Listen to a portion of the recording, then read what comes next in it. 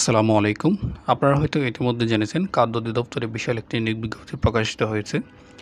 আজকে এই নিয়োগ বিজ্ঞপ্তিটা A to Z সব কিছু দেখানোর চেষ্টা করব। চলুন। সর্বপ্রথম যে পদটি এখানে উল্লেখ আছে সেটি হচ্ছে উপখাদ্য পরিদর্শক, এটি একটি 13তম গ্রেডের জব। এটির বেতন হবে 11,000 থেকে 26,590 টাকা পর্যন্ত এবং এটির জন্য বয়সসীমা হচ্ছে 32 বছর এবং পদসংখ্যা হচ্ছে 429টি। পদসংখ্যা হচ্ছে 429টি এবং এই পদের জন্য উপখাদ্য পরিদর্শকের জন্য শিক্ষাগত যোগ্যতা হচ্ছে কোনো স্বীকৃত বিশ্ববিদ্যালয় হতে অনন্য দ্বিতীয় শ্রেণী বা সমমানের সিজিপিএতে স্নাতক বা সমমানের ডিগ্রি অর্থাৎ অনার্স পাস করলে এটাতে আবেদন করা যাবে। 2 নম্বর যে পদটি আছে সেটি হচ্ছে শার্টলিপিকার কাম কম্পিউটার অপারেটর, যেটি একটি 13তম গ্রেডের জব। এই পদের জন্য এখানে পদসংখ্যা হচ্ছে 5টি এবং এই পদের জন্য ন্যূনতম শিক্ষাগত যোগ্যতা হচ্ছে স্নাতক পাস করতে হবে এবং হচ্ছে শার্টলিপির বাংলা 50 এবং ইংরেজিতে 80 শব্দ এবং কম্পিউটারে হচ্ছে বাংলা 25, ইংরেজিতে 30 শব্দ গতি থাকতে হবে। 3 নম্বর যে পদ আছে সেটি হচ্ছে শার্টলিপিকার কাম কম্পিউটার অপারেটর, যেখানে পদের সংখ্যা হচ্ছে 13টি এবং এই পদের জন্য হচ্ছে উপরে বর্ণিত যোগ্যতার মধ্যে। 4 নম্বর যে পদ আছে সেটি হচ্ছে উচ্চমান সহকারী, যেটি একটি 14 গ্রেডের জব। এখানে পদের সংখ্যা হচ্ছে 25টি এবং এখানে এই পদের জন্য শিক্ষাগত যোগ্যতা হচ্ছে ন্যূনতম স্নাতক বা সমানের ডিগ্রি থাকতে হবে। এখানে কোনো কম্পিউটারের শর্ত নেই। 5 নম্বর পদ হচ্ছে অডিটর, যেখানে পদের সংখ্যা হচ্ছে 8টি এবং এই পদের জন্য ন্যূনতম শিক্ষাগত যোগ্যতা হচ্ছে স্নাতক বা সমানের ডিগ্রি থাকতে হবে।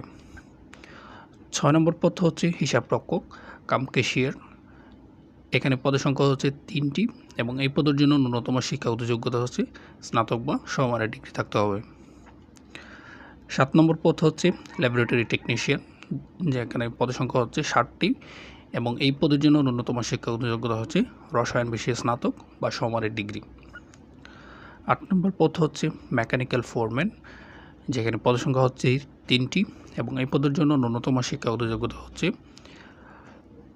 মাধ্যমিক স্কুল সার্টিফিকেট এবং আরও কিছু সংশ্লিষ্ট শর্তাবলী রয়েছে, আপনারা এগুলো পজ করে দেখে নেবেন। 9 নম্বর যে পদটি আছে সেটি হচ্ছে ইলেকট্রিক্যাল ফোরম্যান, যেখানে পদের সংখ্যা হচ্ছে 3টি এবং এই পদের জন্য শিক্ষাগত যোগ্যতা হচ্ছে ন্যূনতম এসএসসি পাস করতে হবে এবং হচ্ছে সংশ্লিষ্ট বিষয়ে দক্ষতা থাকতে হবে, আপনারা পজ করে দেখে নেবেন A to Z। আরেকটি আকর্ষণীয় পদ হচ্ছে 10 নম্বর পদটি, সেটি হচ্ছে সহকারী উপখাদ্য পরিদর্শক। এটি একটি 15 গ্রেডের জব।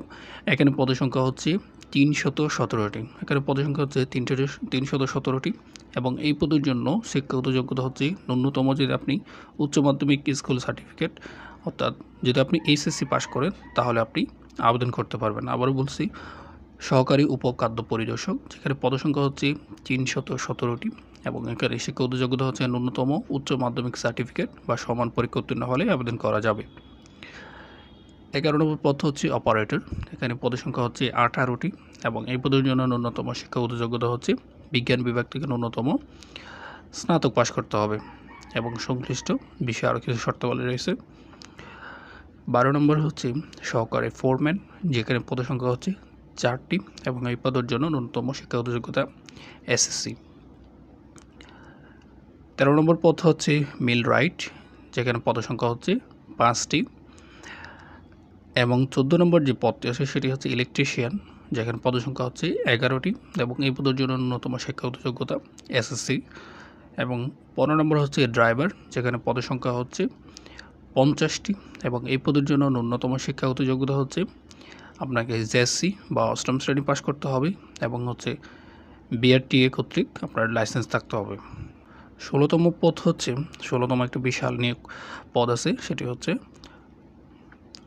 16তম পদ অফিস সহকারী কাম কম্পিউটার মুদ্রাক্ষরিক, যেখানে পদের সংখ্যা হচ্ছে 436টি এবং এই পদের জন্য ন্যূনতম শিক্ষাগত যোগ্যতা এইচএসসি পাস করতে হবে এবং হচ্ছে কম্পিউটারের গতি হচ্ছে বাংলায় 20 এবং ইংরেজিতে 20 শব্দ থাকতে হবে। কম্পিউটারের গতি হচ্ছে বাংলায় 20, ইংরেজিতে 20 শব্দ থাকতে হবে। আবার বলছি, অফিস সহকারী পদের সংখ্যা হচ্ছে 436টি।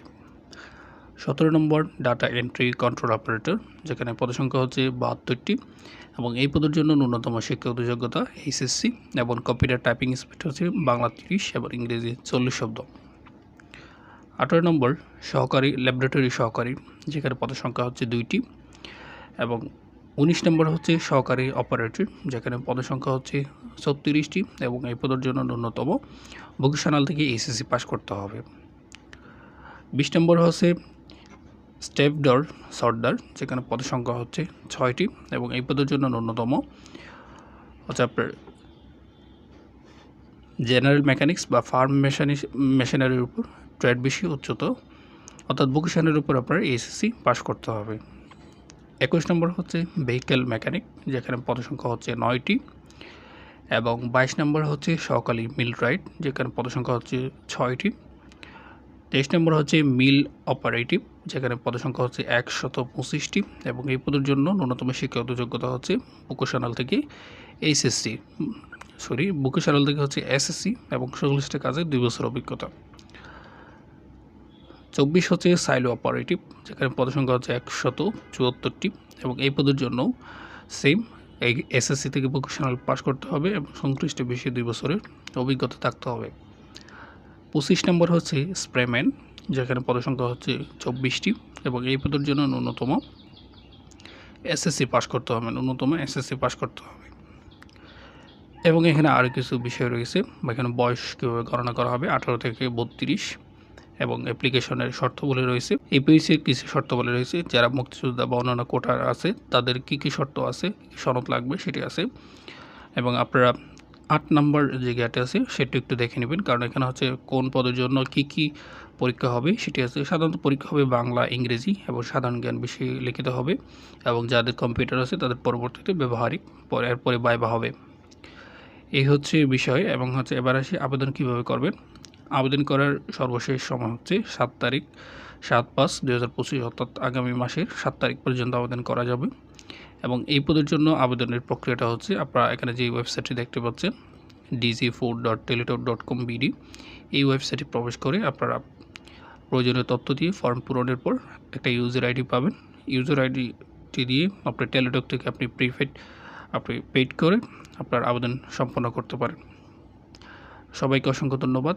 আর কোনো ধরনের কোয়েশ্চেন থাকলে অবশ্যই কমেন্টে জানাবেন, চেষ্টা করব উত্তর দেওয়ার।